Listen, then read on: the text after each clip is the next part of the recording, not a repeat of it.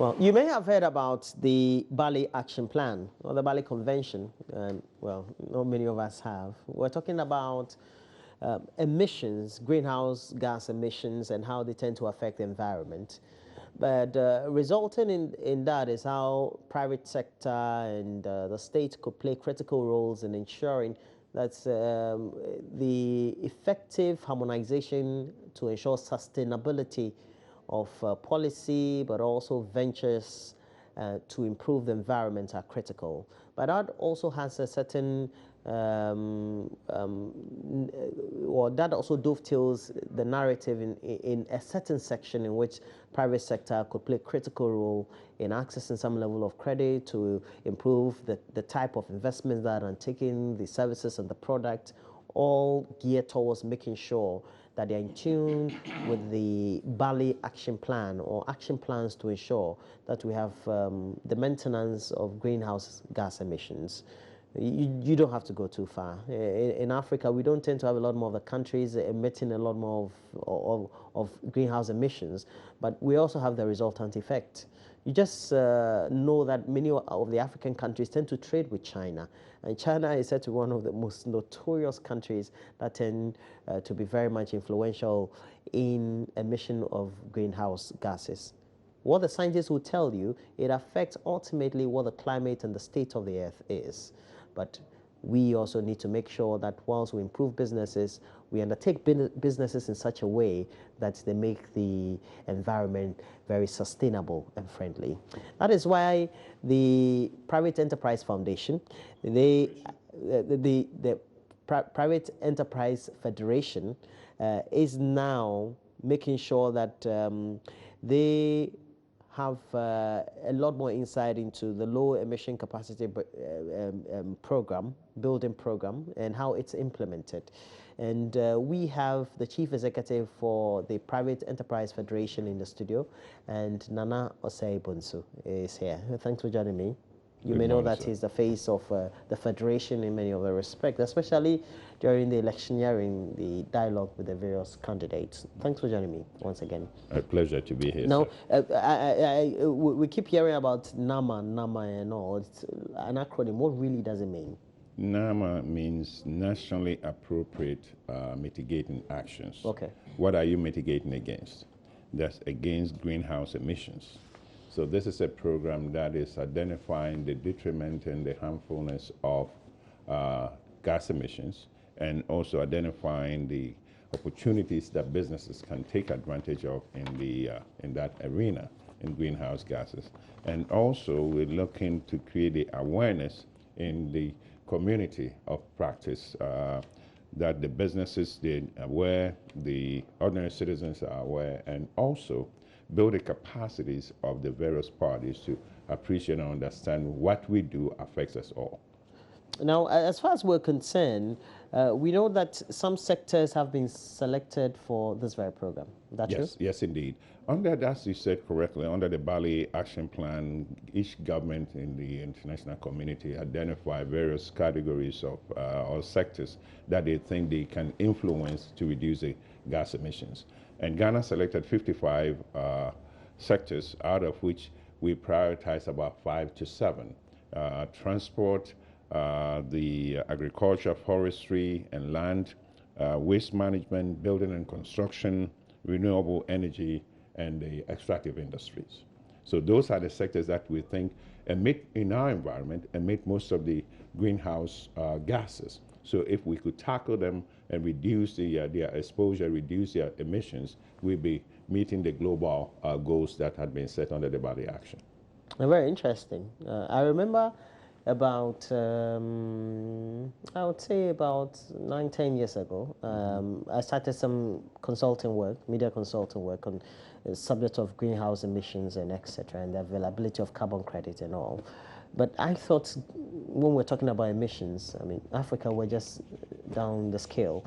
But further reading got me to be interested, that really we suffer the consequences. Yes. Is that true? So why should we? True. That's true, but you see, the point is, because we haven't measured our greenhouse emissions, we assumed wrongly that we are the low herb and that we're not contributing anything, not at the magnitude of China, United States, and the other industrial countries, but at least we're also getting there. Our livelihood, at least, our farming methodologies. Now, most of the African countries are using fertilizers. You know, fertilizers contribute a whole range of things. The congestion in our roads, the emission from the bad trucks and vehicles on the road, those are all contributing. Then the garbage that we throw around, the methane that comes out of that, the wood burning. These are issues that we haven't tackled because we thought, oh, well, we're not industrial countries, so we don't, but we do. We do contribute a lot. So it's for us to do the baseline analysis of what we contribute and tackle them. And as I said the other day, if we do that, we'll be leading the crusade because we're coming from behind and doing all the right things in places against the international communities who have structured industrial capacity that would take a whole fortune to be able to retool them to meet the global climate requirements. So at least we recognize the deficiencies. And the government of Ghana, as I said, had identified 55. They prioritized 7. If we do well, then we do our baseline analysis and we engage businesses with incentives to tackle how to reduce the waste, the methane coming out of the waste, how to reduce wood burning and deforestation, how to get our industrial manufacturing companies to adopt, greenhouse tools to do. I think we'll be doing well. Very interesting as it is. So does it mean that greenhouse emissions in themselves tend to impact businesses negatively? And in our country, would you say we fall in that bracket? Yes, indeed. It affects everybody. The conditions in the environment you and I breathe, we might not see it, but it's there. It's going to affect our health, our lungs, and other things. For businesses, agriculture, productivity, it's going to affect it because it's going to change the rain patterns. And Private Enterprise Federation, what we're looking now to do is to track the climate conditions for the past 10 years. That will give evidence of how the climate change is. It's scaling up in the heat that now look at the Harmattan. Everybody's feeling it. And it's part of the global, the climate change. And so if we are able to do, businesses will now recognize that we got to do it right. If we don't, it comes back to haunt us as businesses. But businesses have challenges. And the challenges include a technical understanding of what the climate change or greenhouse emissions are, the capacity and financial to be able to retool and provide the kind of things that we need to do. Those are the difficulties, the technical assistance, the technical understanding, the skill set to be able to do what is, as you said, 10 years ago you were involved in. You're possibly one of the few that have had exposure for that long length of period in the greenhouse gas emission angle. So we're even looking for people with the technical skills to work with us, to be able to disseminate the information to the general public, disseminate information to businesses, assist the businesses with the type of technical skills that they would need. And also, we're all looking together with the government of Ghana to be able to take care of the global fund that is sitting there. And if we are able to do, then we can qualify for the carbon credit and enable us to take some of the funding. So PEF, the Private Enterprise Federation, you're saying first things first. So what will be your role then? Our role is first to get our businesses together. And that's what we have done. We have gotten businesses in both around the country, but broken them down into 2 segments, the northern segment and the southern segment. The 5 top regions in the north, the 3 northern regions, Ashanti and Brahavo, constitute the northern sector. The 3 lower regions, Accra, Cape Coast, Central, Western, Volta, and Eastern, constitute the southern sector. And we got all the business involved in one sort or the other in carbon emission investments and trying to get them to understand each other, to play and share information, share technical skills, and also assist them with capacity building. Even their business plan, the procedures and processes that they employ, do they know? Somebody went into waste management and he says, oh, mine is to collect garbage. But how are you collecting it? You can create the 3 different recyclable products, and then the plastic waste, and the degradable that you can, but they're not. They just bunch them all together and dump them anywhere else. So if we're working with them, we would want them to identify their clients and provide the bins that will be segregated. And even if they don't do at the house level, then we can also get them, once it's set up at the dump site, they can engage people as a job creation to segregate and segment these kind of categories of waste into the three segments. So businesses have great opportunities. It's something that is sitting there and everybody is dancing around it because we don't know how to approach it. And that's the responsibility of the Private Enterprise Federation as the Business Council, to alert our members and their concerned businesses and potential investors as to what huge opportunities that we're sitting and waiting and not taking advantage of. So where are you going to pool the resources for these enterprises to have access to putting together the structures of their businesses? Because one of the things that I learned was that the business were not well structured, and so they couldn't access the credit in the first place. We're working with the Ministry of Environment, Science, Technology, and Innovations, and then the GIPC as a government agency. And then we all driven by UNDP and various United Nations organizations that are providing the resource to enable us to do. So we just a conduit, we just a facilitators, because we're the Business Council and we have the businesses, the ear of the businesses to know that this can be done, and we should be able to find ways to get our investors and businesses to do that. Just first doing perhaps an analysis of what the current state of the businesses are. Top of the range, are there some categories already who could easily, not necessarily qualify, but do an easy integration? Oh yeah, we have, the waste management angle. Okay. There's a lot of businesses into that, and some are even converting waste into electricity. Some are looking to convert waste into methane. Other renewables. Yes. And then we also have this institution, a new company, that are working with DVLA to tackle those vehicles that are emitting a whole lot of carbon. And if you test at DVLA, and I think it's coming down within the next few months or so, and you don't qualify, so you don't get the roadworthiness, you have to go to this institution. They will clean the emissions, they will clean your vehicle so that it's almost like zero emission when they come back to the road. And what we're also looking is, now that's where you're talking about a global fund, getting a fund aside where if your vehicle does not qualify, then you get the credit to be able to find a new vehicle that is more efficient into the system. Yeah. But for businesses, how do they structure themselves in such a way, even before you come in? Or perhaps on the face level when you start the consultations, or try to give them the necessary assistance and the structures to make sure that they prop themselves up to be in good pool? It's good to talk to us. It's good to talk to the EPA.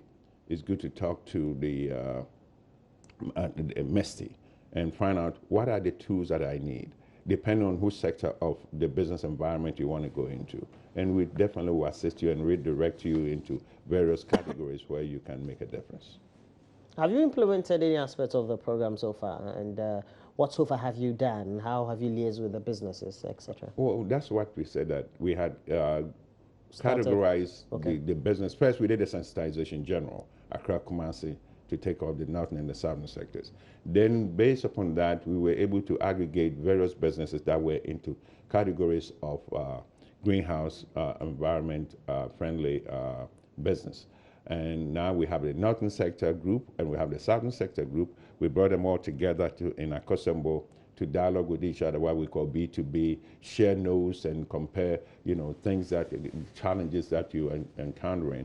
And then we have now created a unified platform that is listed at the website of Private Enterprise Federation. That is www.pef.org.gh. And you go there and you find a whole range of businesses and opportunities that we identify. And also we have listed the investor guide, which we were part of. It took about a year and a half between us and the various businesses to put together the investor guide under the guidance of UNDP. And the investor guide identifies a whole range of opportunities from energy to other areas, farming, implementation, other things that you can do. So maybe within a short time we can go into the investor guide and look at what opportunities exist. So that's what we have done so far. For the businesses, if they have to go through the investor guide, how can they make sure that they streamline and are in tune with what the objectives of this whole program are? You have your objectives. You are the business, you're the investor. What do you want to do? I want to go into waste management. Which levels? Under the investor guide, how do I qualify? What do I need to do? What kind of resources are available? So those are the things that you have to think through before you come to us. And then we will work with you to streamline those activities that will enable you to do what you want to do.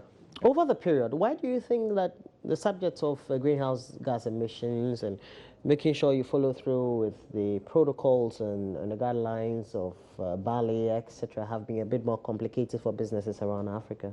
Well, it's complicated by itself, number one, because you need the technical skills to understand.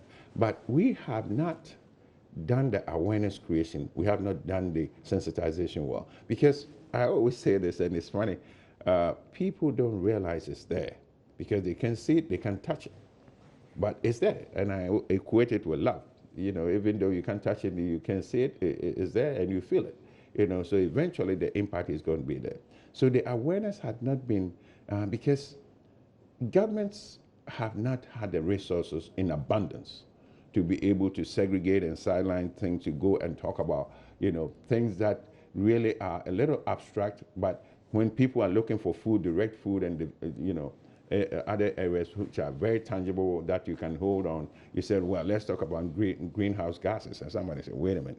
No, we're not interested in greenhouse gases, even though he's into agriculture and his productivity is affected by that. But because he's not aware, he thinks that it's a waste of resources, a waste of energy to be talking about that. So the awareness is, I think, what has been the point that had not created the people's interest in tackling the greenhouse gases. Being the chamber, let's say, of private enterprise, how are you liaising with your allied chambers, so to speak? We have the AGI Federation, etc. Because you see, the Private Enterprise Federation is made up of the AGIs and the Chamber of Commerce and Chamber. So when I talk about PEF, I'm talking about the collective association as a pyramid body. As a pyramid institution that is a partnership among players. So it's a collective action of our members that we're talking about. AGI, some AGI constrained businesses are into greenhouse gases investment. Chamber of Commerce, they have some other institutions doing that. So you have various categories, GUTA and others. They're all part of the kind of investment opportunities that people are taking advantage of. So it's not a secretariat or PEF. It's the PEF as an organization with membership that is looking and doing what we're doing. Well, we hope that the information will trickle down, because some of the organizations that we spoke to at the time, and a project for which I long dissociated myself with, were members of AGI, but still didn't have the knowledge base about it. And I know that when you do the sensitization very well, they'll get to know that these things are opportunities also available for them. Oh, that's true, because you see, as you said in the beginning, the awareness is not there.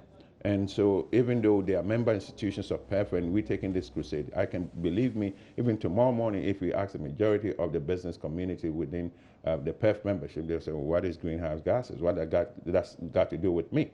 So we have to be consistent in the awareness creation. I'm here with you this morning. I'm going to another institution in a little while. And the evening, we're going to do as much. Yesterday we did. So we, the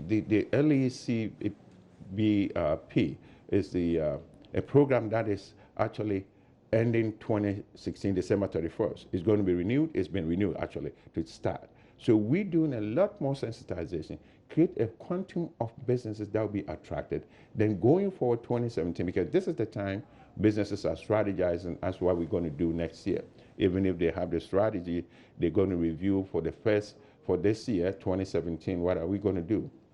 So we're creating this awareness that there's additional opportunity. If you didn't know, come to the table, let's explain to you. And it might be very rewarding to engage in that kind of investment. Well, you can't undertake a business in isolation. I know that for many of the businesses, You're now trying to get into the sub-region and work elsewhere on the continent. How are you liaising with such allied groups or perhaps agencies in other countries in order that businesses around this subcontinent and the continent as a whole will be a par in Yeah, this is very true because you see, under the greenhouse gases, one country cannot do, the other sitting idle. If we do well, and Cote d'Ivoire says forget about it, we're not going to benefit from because the wind blows across the sub-region. So it's going to be regional integration, regional activity. As of now, we have engaged only the Nigerian business group to work together with us, and because we're the two big economists within the sub-region. And if we are able to do that and bring it to the ECOWAS level, then the understanding is going to be shared among the players in a collective kind of activity. So we expect to scale up to the regional partners, especially the Anglophone, before we go to the Francophone because our limitation in French. Which we just on top of your head. Yes. Can you tell me what the line of activities will be towards this very program for 2017? One is to build the capacities. Technical skills is critical. We can do all the awareness. If we don't build the technical capacities of the players, there's nothing done. And this time, the players, you're talking about the businesses? Yes, we're talking about the businesses who... Or the groupings? Excuse me? Are you talking about the groupings or the businesses? The businesses. Okay. Because, you see, when you sit down into the ground, it's the businesses that and the investors that are going to take advantage of that. The groupings is an awareness creation, but the businesses should be capacitated in a way that they gain the technical skills to enable them to do. So the technical skill, one. But once you build somebody's technical skills, you show them the way. What else? Did they go home? No. You have to create the enablers. The enabler includes the financial resources to enable them to do. Okay. So what will you be getting the funding all from to fund your activities? Well, we look into our sponsors, the ministry and the UN, United Nations agencies, and that will lead to the government of Ghana tapping into the global climate fund. So far, their commitment is assured? Oh, yes, yes, the commitment is laudable, and we think that if we continue to do it right and scale up the activities, we should be able eventually within the next 6 months to make proposals or to submit proposal to take advantage of global climate fund. And since you want to reach out to a lot more of the players, those that you've been able to dialogue with and generally doing your own overall scoping, would you say that they're warming up to it? Oh, they're not warming up. They can't wait because they think that, the pace is slow for them because they're businesses. They want returns for their investments. So they're looking for us to scale up our activities as quickly, as fast as possible to make sure that at least something will trickle down to them to enable them to scale up their business. Yeah. Okay. So for some of the areas that you have prioritized, and we know there are 7 out of the 55. Mm-hmm. Okay. Well, Ghana has selected 5, but we think that they're correlated, so, so you scale it up to 7? Yes. Okay. Out of 55? Yes. All right. Do we have countries that perhaps have a substantial, let's say 20, 30, are taking advantage of it all? Not that I know of, because we haven't actually explored what other countries are doing so far. Okay. We concentrate on what we can do and right. the opportunities that are there. So, for example, sustainable urban transport systems, what will happen if a business, let's say, operates there? Is it akin to what you describe as emissions of cars and etc.? Yeah. And then the establishment and management of forest. Management of forests. You have forest reserves that are creating the canopy effect to prevent the global climate warming. And people go in to cut the trees.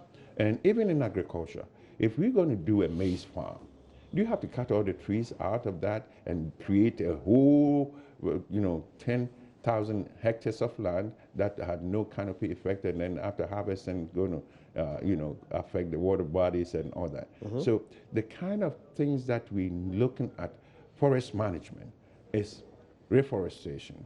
What kind of trees do we replant with value? Cocoa, coconut, oil palm. Rubber. Yeah, rubber. Those kind of things. They're long term, and they have the canopy effect to prevent the deforestation. So with agriculture management, that's one. On the other part, as you said, the transport. the congestions on the streets. Not only are they causing individual havoc in their pockets because of waste of the gas that they burn, they're emitting a lot of carbon into the environment. If we were to do a quick, good traffic management, most of these cars will not be on the road. You have public transportation, you have speed lanes that can, identify from Adenta to Accra without stopping anybody with 2 or 3 cars, those kind of traffic management. There are a lot of things that we can do along those areas. Let's take scenarios. A great example. For example, in my synopsis, we're saying the program will provide great opportunity for the private sector, banks, technological companies, industry, etc., private funds to invest their capital for maximum returns. So what scenario is that? If you are an investor, you are a business, and you have the technical skills and you're going to invest in ABC in the transport industry, you need financing. You go to a financial institution, you have articulated your business plan to enable them to know that, yes, indeed, this can be done. Definitely. So that's why we need the funding. It's not only the global funding, but the individual funding. And when it's a startup, going for credit is very difficult because you don't have a product, you don't have a market, and nobody wants to, take any risk on you. But the private equity funds, the venture capital funds, they are available. You can go to them and they will take the risk because they take higher risks than the banks do. So we need the financial institutions to be supporting the backstabbing of the industry before anybody can do anything. Say, laudable initiative. And we hope that a year by this time, we'll have great stories to tell. We're praying and hoping but hope doesn't cut it unless you have the technical skills and we build the capacity. So it's very critical that we do both, whilst we're hoping. All right. It's going to be a long, tortuous journey. Oh, I wouldn't say tortuous. It's a journey. But I think it can be enjoyable if we do it right and if we have the partners that we can alert them to the opportunities and they come to the table. I think it's going to be. So how long are you looking at? 2 years, 3 years? You hope that... I think within 3 years, we think we should have a quantum of businesses that can address various greenhouse activities. Just look at the waste around town. If we were to convert the waste into energy, convert the waste into other useful things, and reduce our energy dependency on just the natural grid that we're creating. And also, if we were to just take the things that we do, refrigerators, generators, TVs, they are good, efficient appliances available. Look at how many refrigerators and old TVs are coming from when they've thrown away in China. Ghanaians go and pick them up, ship them, and bring them. That should be banned. There was a program that was bring your TV, you get 200 Ghana, and people were not even participating. And you're wondering, did they understand it? Maybe because there was not awareness that was created to enable them that what they do affects them eventually, affects all of us. So it's a community of a collective action. Let's all get together, do our bit, and we should be better off. Well, thank you very much. Nana Osei-Bonsu, the Chief Executive for the Private Enterprise Federation. And we're hoping that we can also provide you the support that you need. Anytime we also want to complement the sensitization activity, please make sure that you call on us anytime. Not only for mass media purposes, but also making sure that we do the targeted communication adequately. Thank you very much, sir. Well, so we'll be speaking to Nana Osei-Bonsu, the Chief Executive for the Private Enterprise Federation.